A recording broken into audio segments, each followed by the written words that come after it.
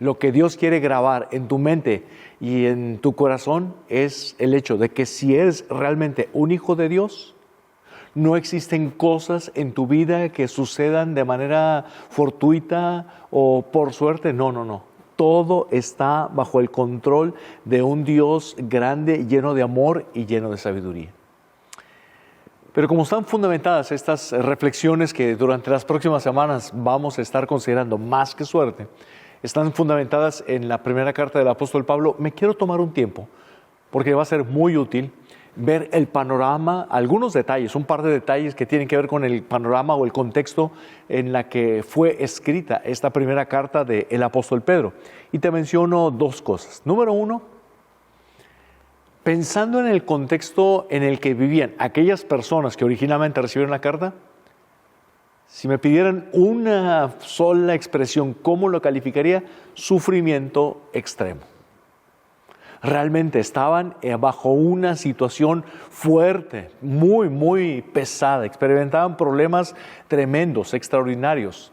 De alguna manera no eran bien vistos por todo el pueblo, de alguna manera eran considerados como una secta, como alguien que representaba peligro, eran enemigos de la sociedad. Pero hay un detalle histórico que te quiero compartir, porque eso realmente le da mucho sentido a muchas cosas. En ese momento en el que Pedro les está escribiendo, estamos hablando del año 60, 65, aproximadamente durante esos años, el emperador era Nerón. Nerón era terrible, malvado, era profundamente inseguro, y por ser tan profundamente inseguro en su personalidad, lo llevaba a ser literalmente alguien despiadado, alguien totalmente desalmado. ¿Qué tan desalmado era este emperador? Bueno, simplemente el detalle histórico es que mató a familiares suyos con tal de lograr sus propósitos de poder, sus propósitos políticos. Mató a una de sus esposas, mató a hijos. Y creo que podemos entender fácilmente. No estamos hablando de una persona un poquito trastornada, no. Estamos hablando de una persona trastornada en extremo. Para llegar realmente a matar a alguno de sus hijos, para lograr sus propósitos, estamos hablando de algo realmente muy extremo. Dentro de los detalles de la historia está el hecho de que él provocó un incendio. Algunos historiadores mencionan una cosa, otros otras razones, pero sí la realidad es que él provocó un incendio en la ciudad principal del imperio en Roma, un enorme incendio. Algunos suponen que porque no le dejaba el Senado construir como él quería o renovar muchas cosas o algunos edificios de manera específica. Bueno, él quema la ciudad, fue un incendio que duró 6 días, parece que ya estaba controlado y vuelve a resurgir ese incendio. Fue devastador, literalmente. Obviamente se tuvo que reconstruir toda la ciudad. El detalle es el hecho de que él intencionalmente les echó la culpa a los cristianos. Si ya eran vistos como enemigos y eran odiados la gente que seguía a Jesús, ahora con esta versión oficial de que fueron los cristianos quienes iniciaron toda esa terrible destrucción, se les vino todo un mundo de hostilidad fuerte, tremendo. Realmente fue una situación muy pesada, muy difícil. A veces Nerón, algo de los que hacía como una situación normal, les ponía pieles de animales recién muertos a los cristianos, los encerraba en una jaula, pero para que los perros salvajes los mataran a base de mordidas. Es decir, una muerte realmente terriblemente dolorosa. Para él era esa diversión. Realmente ver a Nerón que tenía como diversión el quemar a los cristianos de tal manera que fueran como algo que para él representaba una diversión. Todos los días quemaba cristianos para divertirse. Alguna cita de un historiador, lo digo literalmente, dice: se quemaba a los creyentes en los jardines de Nerón cada noche. Parecía como si el diablo estuviese a punto de devorar a la iglesia cual león rugiente. Ese era el contexto. Por eso estoy hablando de sufrimiento, pero sufrimiento extremo. ¿Y qué tiene que ver con nosotros? Bueno, quizá tú no estás pasando por una persecución o no nos han encerrado a ninguno de nosotros para que nos maten los perros salvajes. No estamos pasando por una situación similar, pero creo que a veces las enfermedades, los problemas familiares, las frustraciones de nuestros planes, las relaciones tan complicadas, a veces cuando se juntan todas estas cosas, la situación se vuelve realmente pesada, se vuelve una situación que no entendemos, que nos hacen cuestionar muchas cosas, las pérdidas, las tragedias, bueno, se abruman en contra de nosotros. Y por eso estoy más que seguro que el empezar a reflexionar en todo lo que Dios les dijo a ellos y lo que Dios nos quiere decir a nosotros el día de hoy va a ser algo sumamente relevante, va a ser algo muy útil. Dios va a usar este tiempo, así es que mantente a la expectativa y mantente con oración. Y el otro detalle, un segundo detalle que te menciono en cuanto a lo que es ver el panorama, es el propósito. Nos sirve de una manera muy especial que Pedro quiso poner, o Dios guió a Pedro para poner muy claramente, con mucha nitidez, con mucha precisión el propósito. Ya en el último capítulo, 1 de Pedro, capítulo 5, el versículo 12, él precisa ese propósito. Y leo tal cual dice: les escribí y envié esta breve carta con la ayuda de Silas, a quien les encomiendo como un hermano fiel. Mi propósito al escribirles es alentarlos y asegurarles que lo que están atravesando es, en verdad, por la gracia de Dios, parte de la gracia de Dios para ustedes. Manténganse firmes en esta gracia. Para mí es tremendo. Evidentemente nos sirve para interpretar muchas cosas, conocer con toda claridad lo que tenía Pedro en su corazón como intención, como propósito para decirlos. Lo repaso rápidamente. Las tres partes naturales que vienen aquí y lo pueden ver en su pantalla. Número 1, mi propósito al escribirles es alentarlos. Es lógico, lo entendemos perfectamente. Evidentemente, si están pasando por una situación tan dura, cualquiera debe estar con ganas de rendirse. Cualquier persona debe estar con ganas de ya no seguir, de ya no estar cultivando su relación con Dios, ya no estar confiando en Dios. Bueno, por eso es muy oportuno y les da palabras de ánimo, palabras de aliento, palabras que les estén diciendo no vuelvan atrás a pesar de todas las situaciones. Pero me enfoco en la parte central.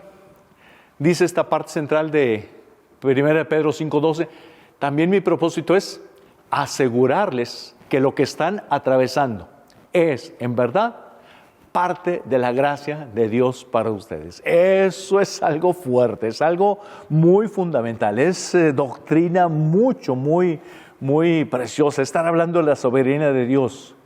Lo que está haciendo Pedro es tratar de jalar su atención. La situación es durísima, la situación es pesada, la situación es confusa, la situación es injusta. Todo lo que ustedes quieran, sí, pero es en medio de esas situaciones, todo sigue bajo el control de Dios. Dios tiene el control absoluto en el contexto de todo ese sufrimiento brutal que están recibiendo. Y por eso muchas cosas a tu alrededor o a mi alrededor pueden parecer fuera de lugar, que fuera de control, que son las suertes, el azar. Hay oportunidades que llegan que pues realmente llegan y algunas no llegan. Bueno, como que en la vida parece que todo es una chiripa. Realmente hay relaciones que se dan, relaciones que no se dan. De repente hay problemas que se van conjuntando. Y no sé si te da la imagen de una carambola cuando chocan así muchos carros. Bueno, parecería que a veces nuestra vida es así, está todo descontrolado, pero todo va destruyendo. Pero ¿qué pasaría si nosotros le creemos a la palabra de Dios, le creemos a lo que Pedro está transmitiendo a los hermanos de esa primera carta? ¿Qué pasaría si le creemos y actuamos con la plena convicción de que a pesar de todo lo que no entendamos, todo está bajo la mano de Dios, bajo la dirección de Dios? ¿Qué pasaría si viviéramos con esa convicción de que Dios está guiando la vida de sus hijos con un propósito muy especial? Bueno, sería otro nivel, otra calidad de vida. Y por eso quiero reiterarte en esta expresión: ninguna prueba llega a nosotros sin que Él lo permita. Ninguna prueba llega a nosotros sin que Él tenga un propósito específico de bendición dentro de su plan maestro. Esa es una realidad. Y la tercera parte que describe 1 Pedro 5:12, que es el propósito: manténganse firmes en esta gracia, que se mantengan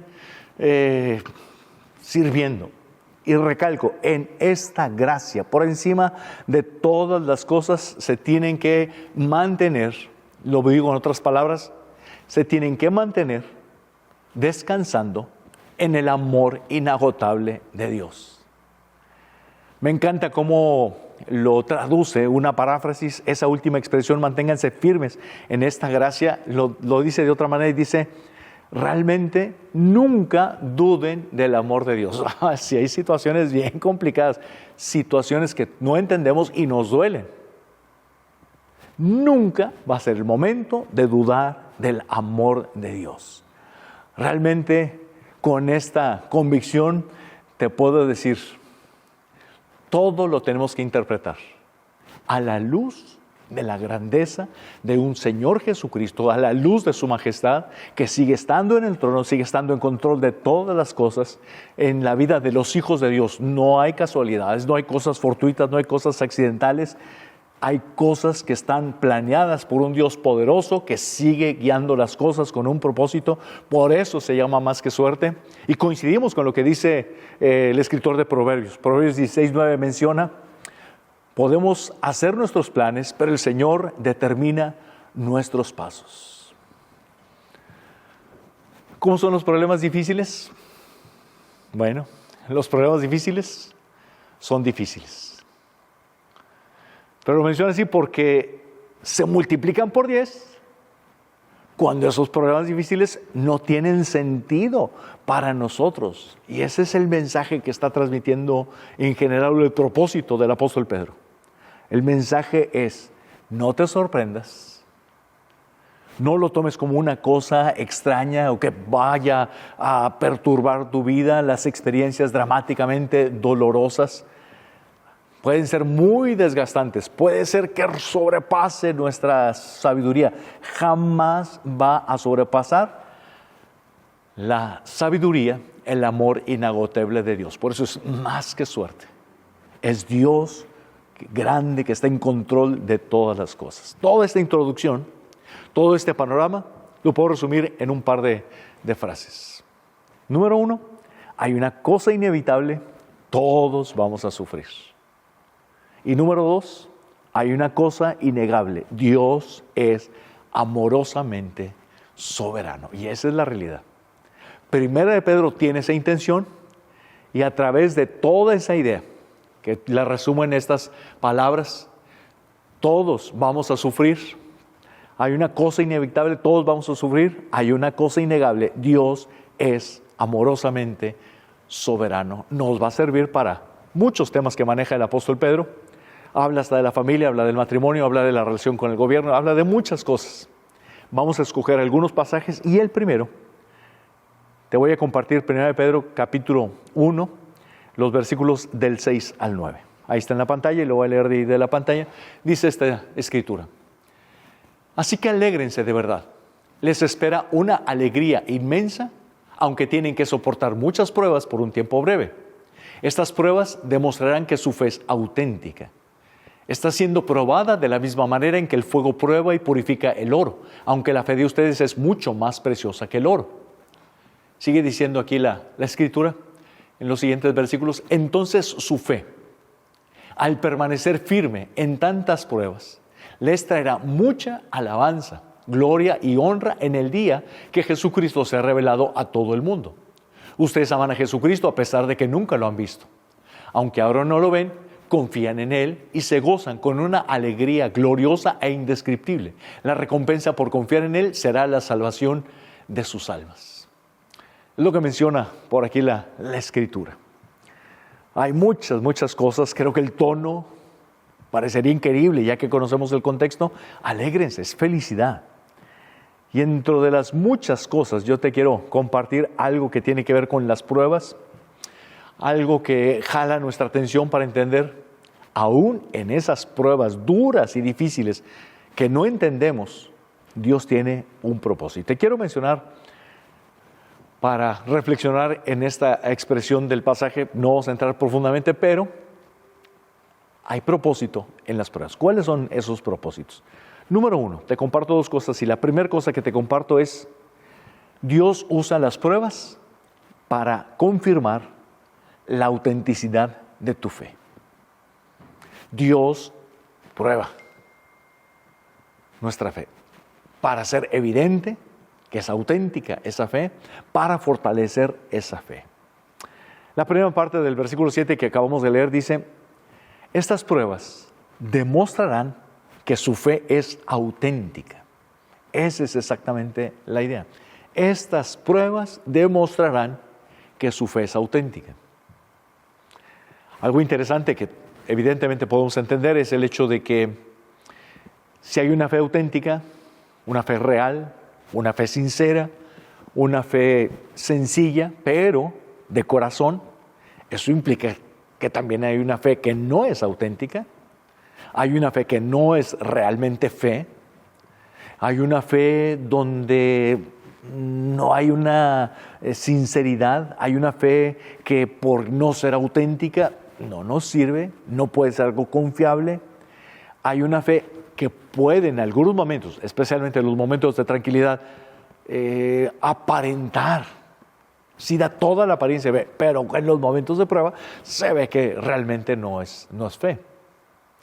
Te voy a mencionar algunas cosas que tradicionalmente menciono, mucho en base a todo lo que es la parábola del sembrador que conocemos así, que realmente es la parábola de los diferentes terrenos donde cae la semilla, pero te lo traduzco en varias cosas. Por un lado, esos tipos de fe que no son auténticas, está la fe de resbaladero, que he mencionado que la voy a actualizar ese calificativo, más bien de tobogán, para que sean más en un ambiente más agradable, así de unas albercas, un ambiente acuático. ¿Pero a qué me refiero con fe de resbaladero?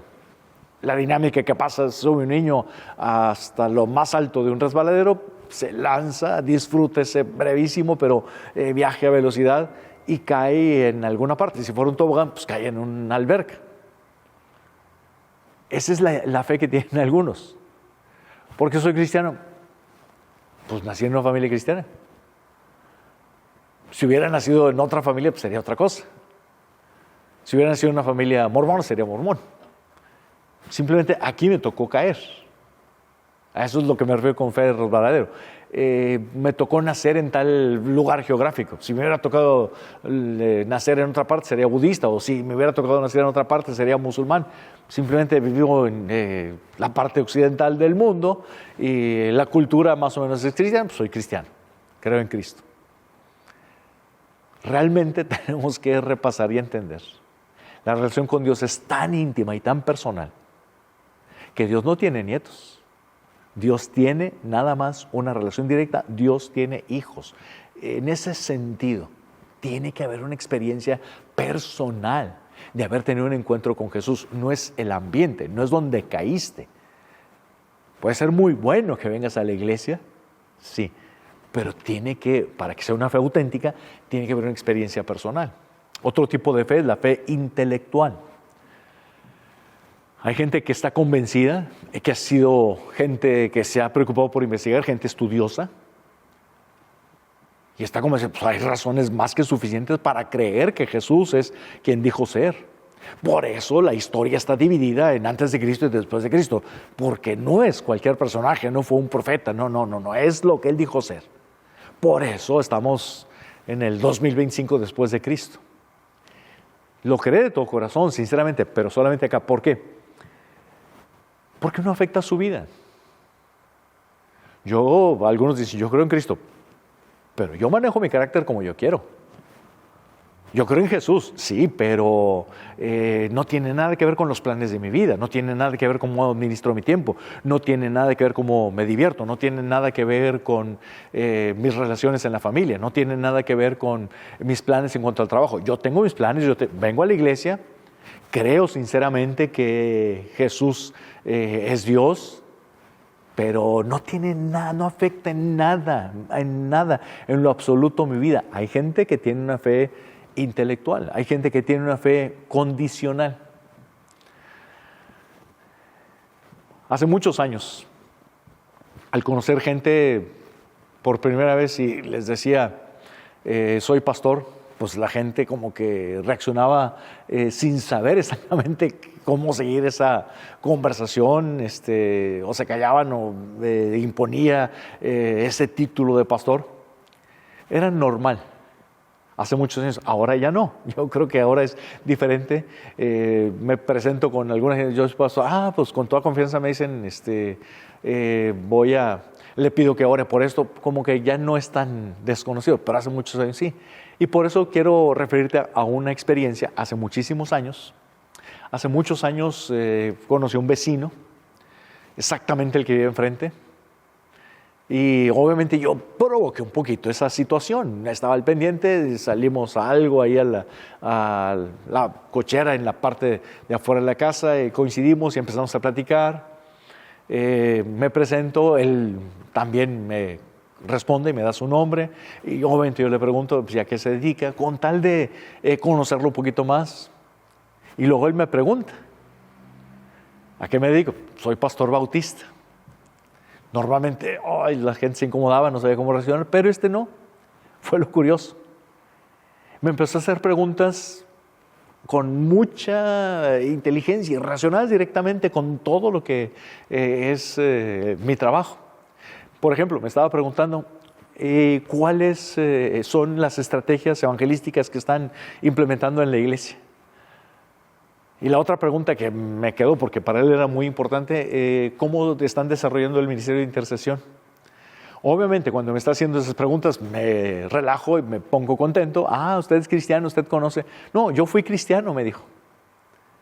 Y me empezó a platicar, sí, no, yo en tal parte, tal iglesia, etcétera, todos los detalles. Es más, yo era el que dirigía el ministerio de intercesión. Yo me pasaba noches enteras en vela porque era mi pasión. Pero pues me empezó a ir mal, tuve problemas en la familia, tuve problemas en el trabajo, tuve problemas económicos y mejor dejé todo. Y mire, ya no soy cristiano y me está yendo bien, no tengo problemas y se veía evidentemente un hombre próspero económicamente hablando. Bueno, realmente así hay gente con una visión muy limitada en el sentido de que son egoístas o están desubicados. Dios es Dios, nosotros sus criaturas, Dios es el Señor, nosotros sus siervos. Piensan que Dios debe estar para cuidarnos y tienen toda la lógica del mundo desde el punto de vista humano. Si Dios no me va a ayudar, si Dios no me va a sanar, si Dios no me va a proteger, si Dios no me va a rodear de muchas bendiciones, pues ¿qué caso tiene seguir a un Dios que no me va a cumplir? Realmente esa es parte de la fe superficial. La parábola que les mencionaba de los diferentes terrenos o la parábola del sembrador habla de que cae la semilla y queda a flor de piel. Bueno, llega el malo, el diablo y la arrebata porque no la entienden. Hay gente que escucha la Biblia, de repente hay cierto gusto, pero no la entendió y se pasa la oportunidad y ya, el diablo hizo que olvidar. Hay gente que sí empieza a dar fruto esa semilla que fue sembrada, pero habla de toda la maleza, las espinas que están estorbando, y la interpretación que Jesús mismo da de esa parábola es, bueno, las preocupaciones de la vida, los afanes, tanto que hacer, van ahogando, las cosas materiales van ahogando. Realmente es algo muy importante. Y quiero presentarte por qué hablaba Pedro así de probar la fe. Pues por su propia experiencia. El apóstol Pedro está escribiendo, pero está escribiendo mucho motivado por lo que él mismo vivió. Yo creo que recuerdan el apóstol Pedro en algún momento de su vida. Era una persona inmadura, era una persona imprudente, era una persona que hablaba antes de pensar o no tenía conectado por ahí bien esos tiempos. Primero hablaba y después pensaba. Era impulsivo. hizo muchas cosas positivas, pero era muy impulsivo. En algún momento el Evangelio describe que Jesús tuvo que decirle: cállate porque estás hablando en el nombre del diablo. Así era. Y al final de los Evangelios nos va platicando cómo Jesús toma el tiempo para preparar a sus discípulos. Venía un momento terriblemente difícil cuando Jesús es arrestado para ese juicio tan terrible y lo que desembocó en su muerte.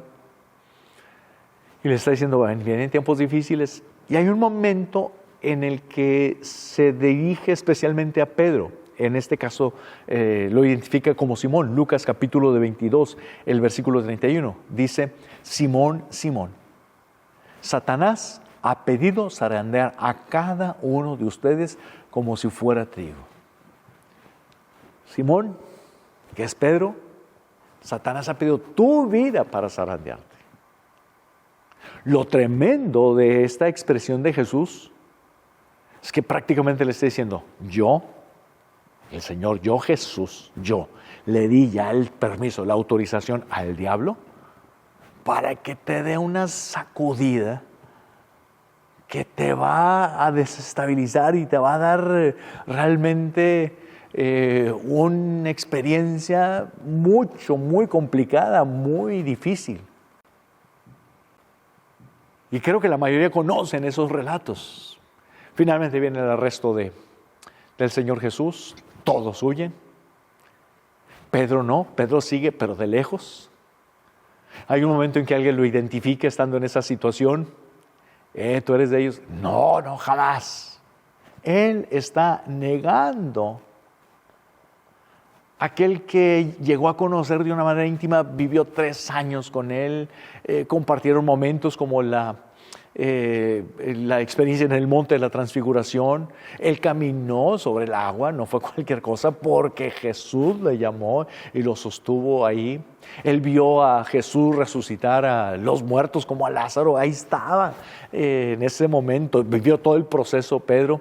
Él está negando. Viene una segunda oportunidad donde es una mujer, que no es por menospreciar, pero en aquel tiempo era alguien prácticamente inofensivo, porque no le daba valor nadie a la mujer.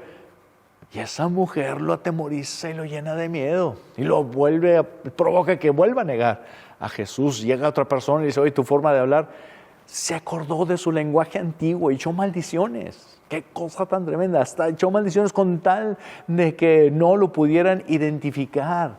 Realmente Pedro negó al Señor Jesús.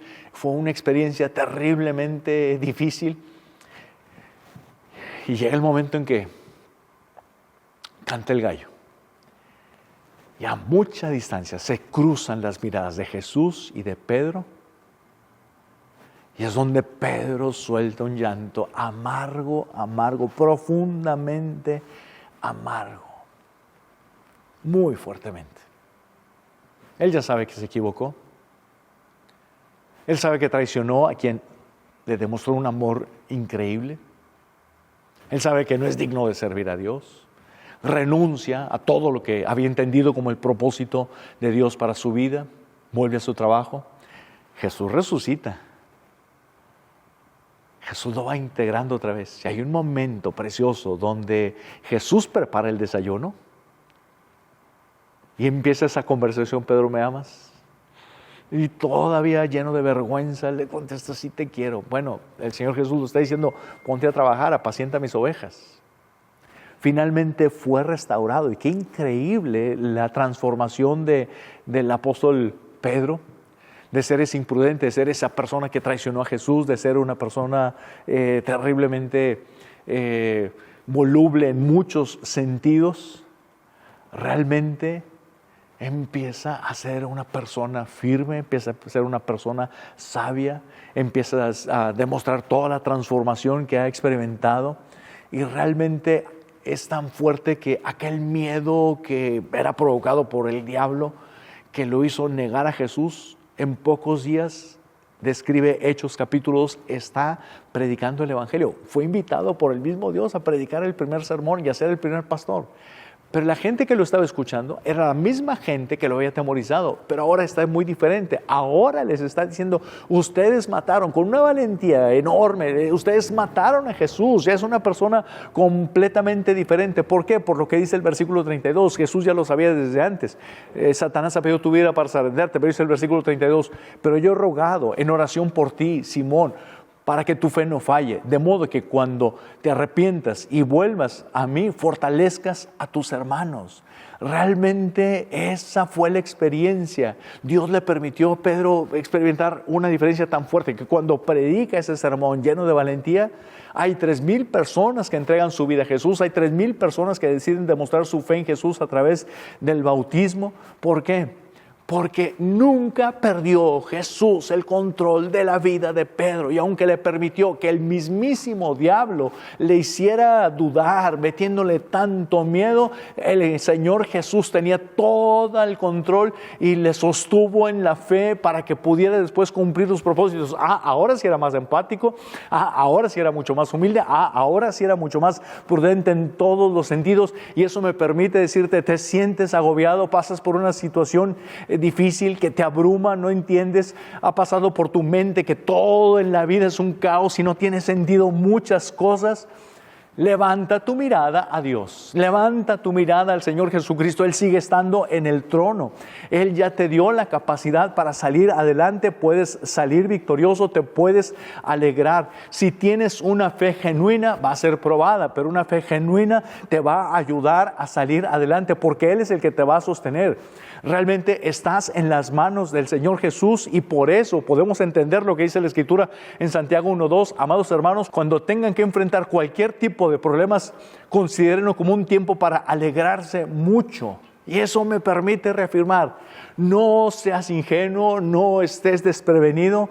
Las situaciones fuertes y dramáticas pueden venir en la vida de cualquiera, pero no ha sido casualidad absolutamente nada en tu vida. Reitero, si tú eres un hijo de Dios, no estás en manos de la suerte, no estás en manos de ninguna persona, no estás en manos de las circunstancias, estás en las manos del Señor Jesús, el Señor Jesús que todas las cosas las hace con un propósito. El Señor Jesús jamás desperdicia una sola de las experiencias, por más negativas, por más injustas que sean. Él sigue siendo el Señor.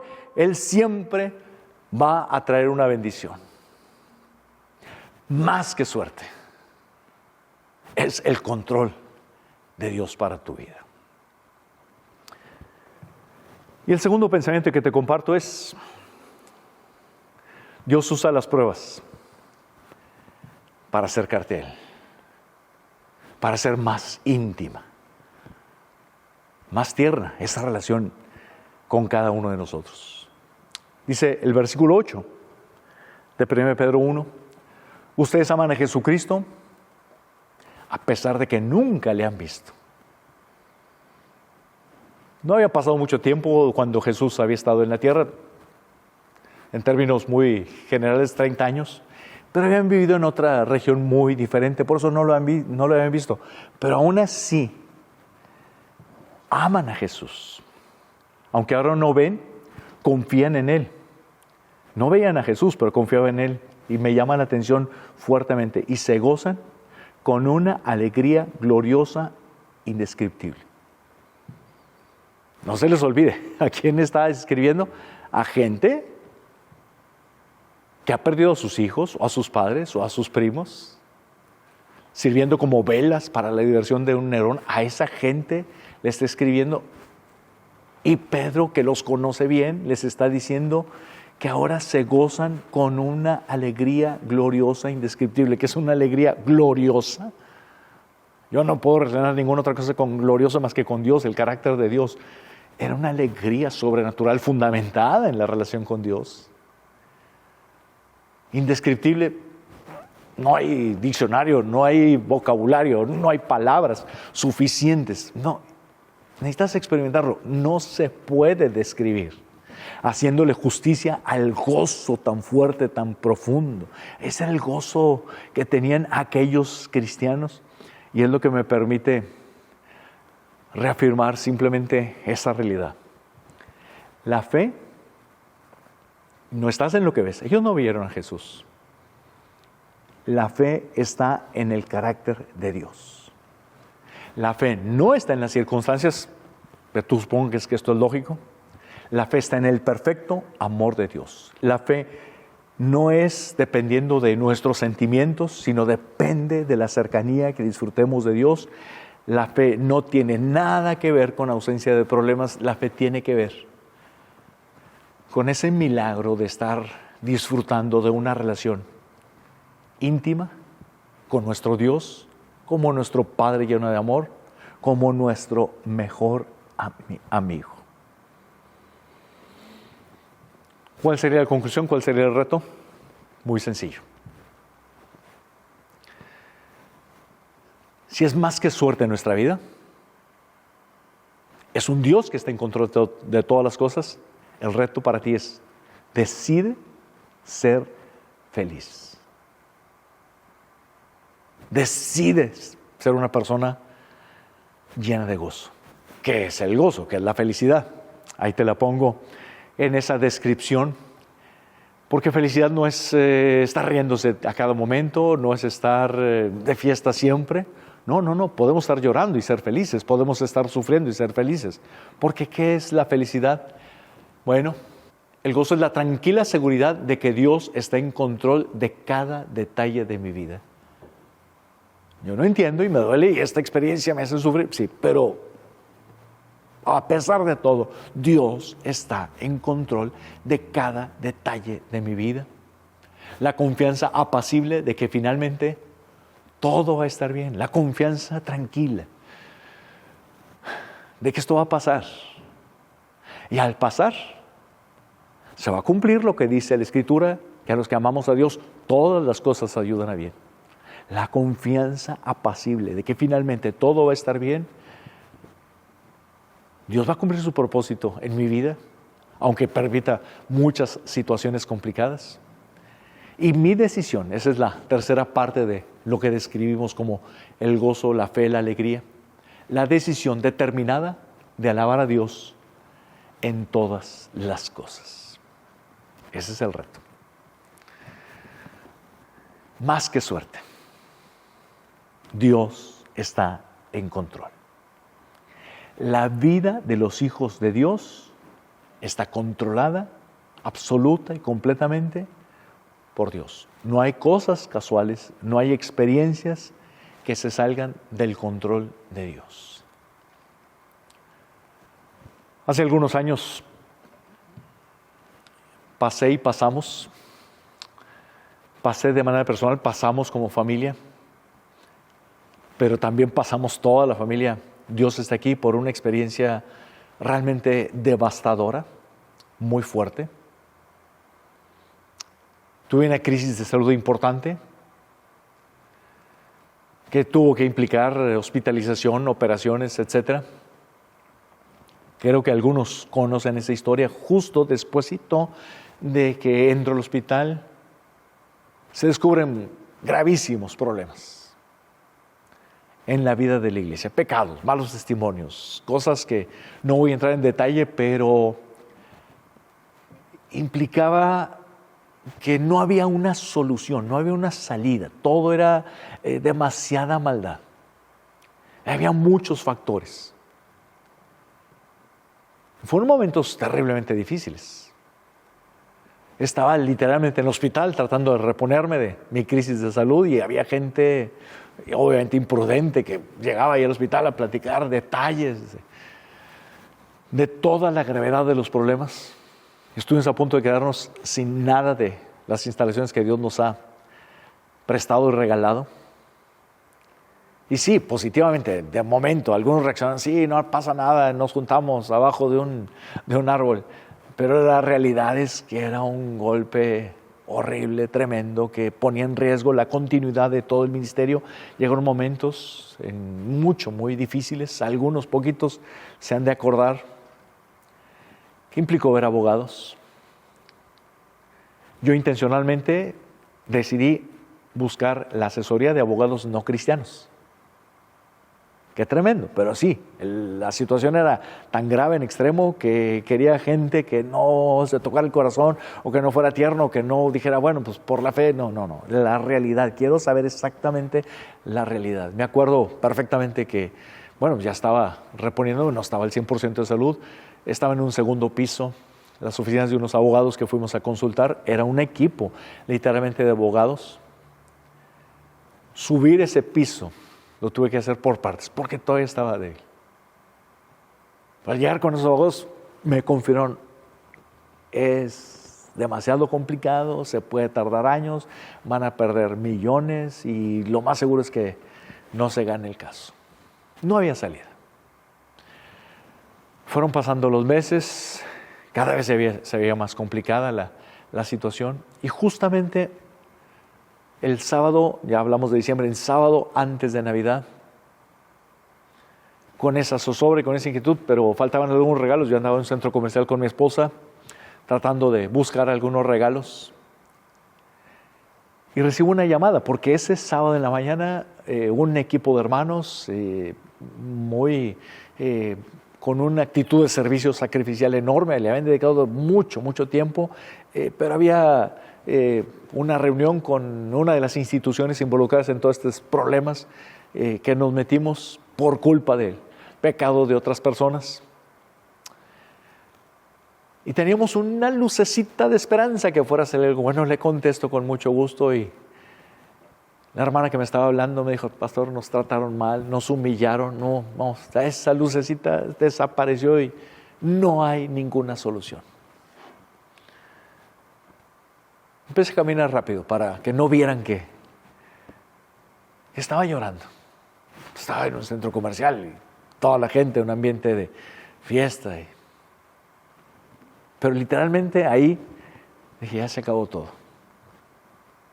Por meses habíamos luchado, pero se acabó todo. Pasaron unos 20 minutos, me vuelve a llamar esta hermana, veo pues que es la hermana y mi primer pensamiento, ya no quiero platicar, pues para qué darle más vueltas y para qué mortificarme de muchas cosas, pero por educación sí le contesté. Y me dice, pastor, las cosas han cambiado. La persona que dirige era la líder del departamento jurídico de esa institución en la que habíamos pensado que nos pudiera dar una lucecita, involucrados en todas las terribles situaciones. Salió y me alcanzó, se identificó como una persona cristiana, ha sido bendecida por el Ministerio de Camino, Verdad y Vida, y me explicó que tenía que actuar así con mucha dureza porque representa los intereses de esa institución, pero como cristiana estaba dispuesta a ayudarnos en todo. Bueno, fue un ángel, fue lo que hizo la diferencia. Una abogada extraordinaria con experiencia de lidiar con mafias y con muchas cosas terribles que estamos ajenos. Bueno, Dios la usó. Uno de los domingos viene y se aparece aquí en la iglesia, la conozco y aquí entre nos, no le voy a decir nada, pero fue una decepción. Para mí era una niña, una persona que a lo mejor no representaba todo lo que yo me había imaginado como una abogada que iba a estar luchando. Bueno, esa fue un instrumento de Dios y empezaron a acomodarse las cosas. Y Dios nos sacó adelante y Dios purificó a la iglesia. Dios me purificó a mí. Ya no soy el mismo. Sí estoy tocado, pero la riqueza de todo lo que Dios me ha mostrado, el poder entender que como en la debilidad Dios ha sido glorificado, el poder ver que miles de personas han sido beneficiadas por la predicación del Evangelio, por el ministerio y el servicio de esta preciosa iglesia. Aquí estamos, con una fe que fue probada, pero con un crecimiento enorme y sentimos más claramente la gracia de Dios. Reitero, a los que amamos a Dios, todas las cosas, sin excepción, buenas, malas, diabólicas, todas las cosas ayudan para bien conforme a sus propósitos. Y por eso te digo, es más que suerte. Es Dios que no logramos entender, y yo creo que jamás lo vamos a entender, pero es un Dios soberanamente amoroso o amorosísimamente soberano, el que controla la vida de sus hijos. Decide vivir con confianza y con gozo. Gracias por conectar con Dios está aquí. Te animamos a que te suscribas para que no te pierdas ninguno de nuestros mensajes. Además, síguenos en nuestras redes sociales para que estés siempre conectado con nosotros. Te esperamos.